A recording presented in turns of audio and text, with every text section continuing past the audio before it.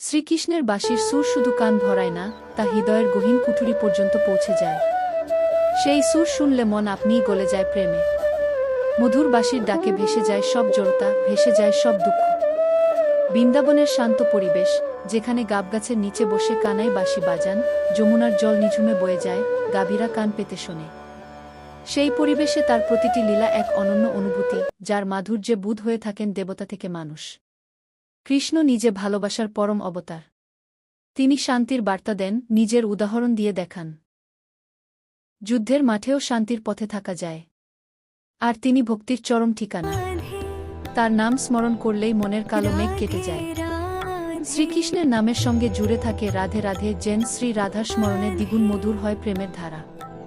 যে কেবল একবার মন থেকে কৃষ্ণ বলে ডাকে, তার জীবন আনন্দে ভরে ওঠে। সত্যিই রাধে রাধে।